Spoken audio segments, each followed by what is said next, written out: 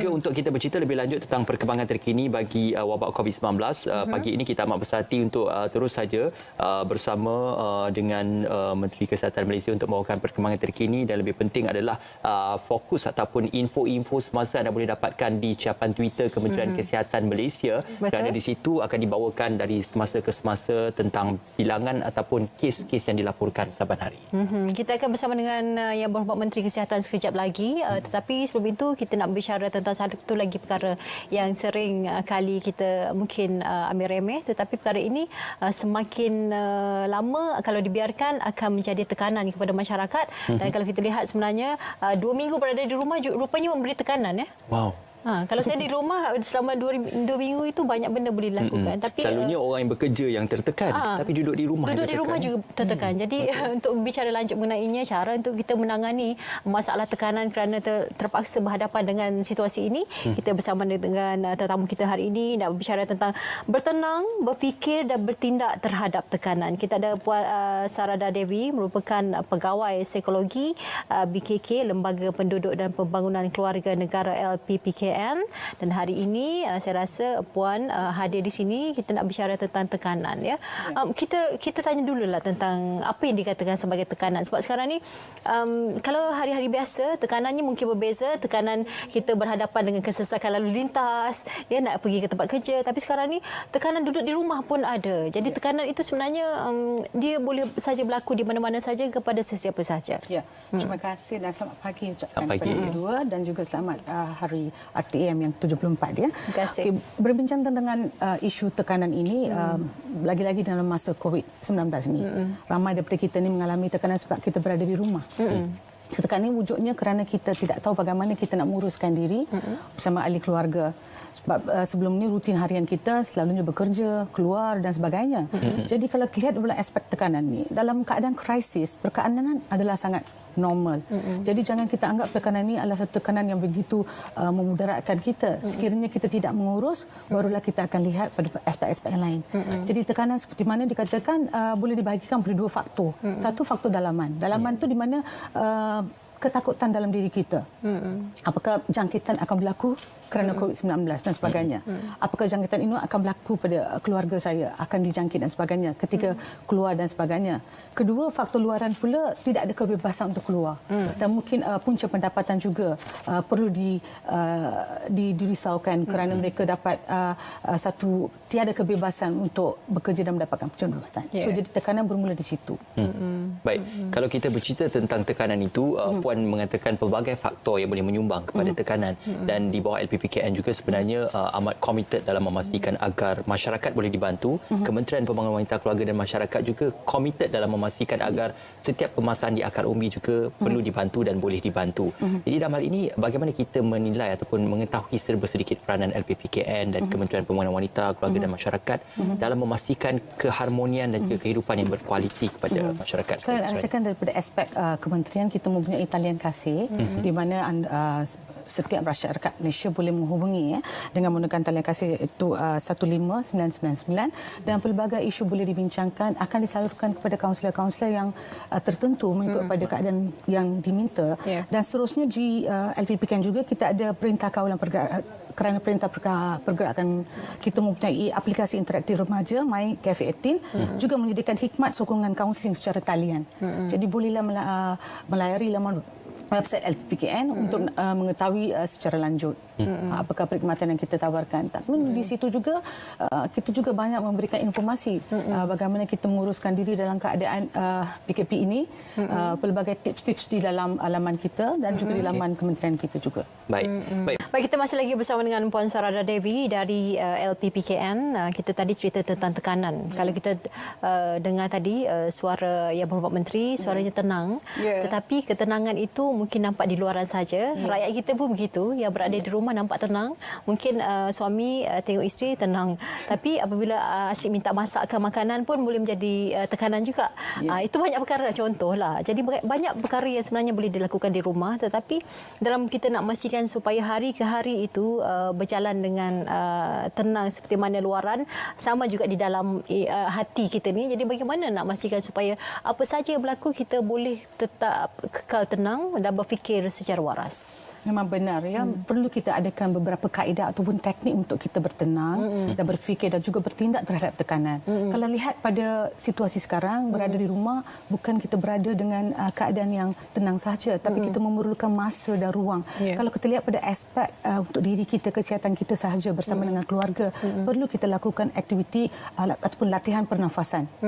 Bila berkatakan tentang latihan pernafasan, kita anggap kita hari-hari bernafas. Adakah itu perlu untuk kita bernafas dengan latihan dan sebagainya? Jadi latihan pernafasan ini adalah di mana kita menggunakan minda kita, kognitif kita dengan begitu positif sekali. Bila kita tarik nafas, kita gunakan dengan kata-kata dalaman kita, kita tarik semua segala perkara yang positif pada diri kita. Dan bila kita hembus nafas, kita hembuskan semua perkara-perkara negatif yang terperangkap dalam minda kita. Jadi kita boleh mengulangi aktiviti latihan pernafasan ini untuk beberapa kali sehingga kita mencapai ketenangan.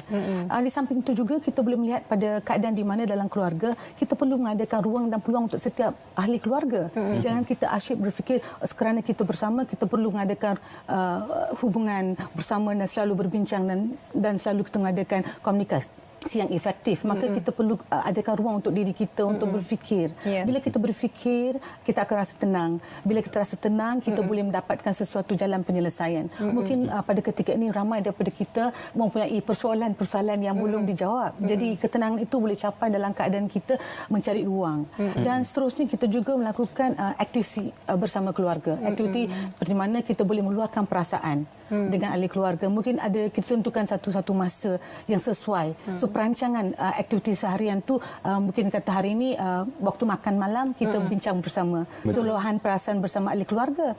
Dan juga bagi mereka yang rasa selesa dengan rakan boleh memanggil rakan dan sebagainya dan mula berkomunikasi. Kita mempunyai teknologi yang begitu canggih sekali. Kita gunakan FaceTime, Skype dan sebagainya untuk kita meluahkan perasaan. Bila kita meluahkan perasaan, kita boleh rasa tenang dan kita boleh berfikir dan boleh bertindak terhadap tekanan. Dan begitu juga kalau kita sentiasa memikirkan kepada perkara yang negatif, maka sukar untuk kita merasa bertenang. Jadi kita juga ingin lihat pada aspek-aspek yang positif. Apakah yang perlu kita lakukan sebagai masyarakat Malaysia dan juga sebagai individu dan juga ahli keluarga. Perlu kita salurkan perkara-perkara yang positif. Kadang-kadang kita hanya berbincang tentang yang negatif.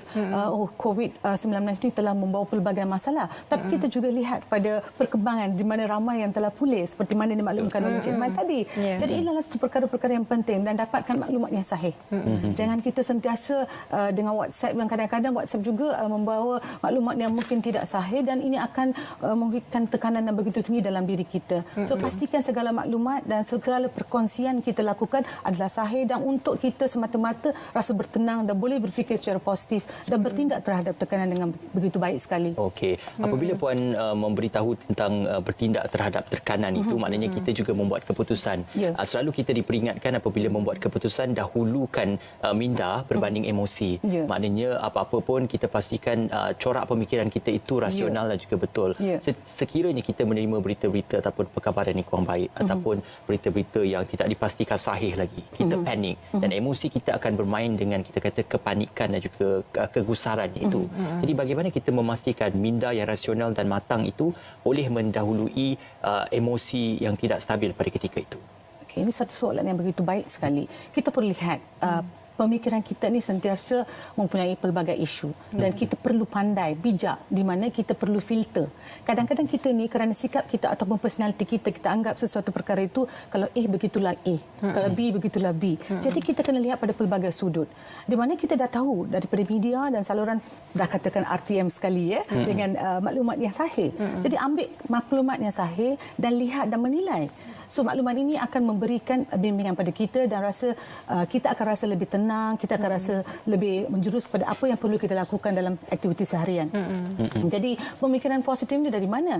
Setiap kali kita latih minda kita, apabila kita rasa pemikiran negatif, apa yang kita patut lakukan adalah kita alihkan pemikiran negatif ini kepada pemikiran positif. Katakan kita rasa tertekan. Saya rasa tertekan kerana saya takut dijangkiti dengan penyakit ini. Jadi kita sambung dengan pemikiran positif. Saya walaupun begitu, saya pasti akan menjaga kesihatan, saya akan mematuhi arahan PKP yang telah disarankan oleh pihak kerajaan supaya kita sentiasa dalam keadaan bersedia untuk mematuhi dan juga menjaga keselamatan diri dan juga ahli keluarga. So sekiranya kita mematuhi arahan dan jalankan semua aspek-aspek mengikut kesihatan, yang sejahtera, maka kita terjamin. Jadi pemikiran ini adalah untuk menilai yang mana yang baik dan yang mana yang kurang baik untuk kita. Jadi di situ emosi kita pun akan rasa, okay, saya takut kalau saya jaga kesihatan, mungkin saya mematuhi, saya akan boleh membendung perkara COVID-19 ini. Baik. Saya rasa kalau kita lihat kepada situasi sekarang ini, kita sebenarnya perlu meletakkan diri kita, memikirkan bahawa kita masih lagi selamat, kita masih lagi berada di rumah dengan keluarga. Jadi itu boleh membuatkan rasa tenang itu hadir, ya. Kerana bukan kita seorang yang menghadapinya, di seluruh dunia pun berhadapan dengan situasi ini. Jadi saya rasa LPPKN ada banyak tanggungjawab nak dilaksanakan, dan talian kasih juga bertanggungjawab untuk memberikan khidmat nasihat kepada mereka yang memerlukan sepanjang tempoh ini, bukan saja untuk waktu ini tetapi sepanjang masa pun. Ya. Cuma kalau sekarang ini mungkin lebih menjurus kepada COVID-19. Apapun, terima kasih Puan kerana bersama dengan kami hari ini. Saya rasa sangat tenang bersama dengan Puan Sarada. Boleh menimbulkan aura yang sangat positif kepada kami di Selamat Pagi Malaysia. Terima kasih Puan. Betul. Talian kasih sekali lagi dibuka 24 jam Puan. 15999 di bawah Kementerian Pembangunan Wanita, Keluarga dan Masyarakat. Pastikan sekiranya anda mempunyai sebarang permasalahan ataupun beberapa kita kata perkongsian yang ingin tidak ada orang yang nak dikongsikan, talian kasih sentiasa bersama dengan anda. Terima kasih Puan Sarana Dewi bersama dengan kami.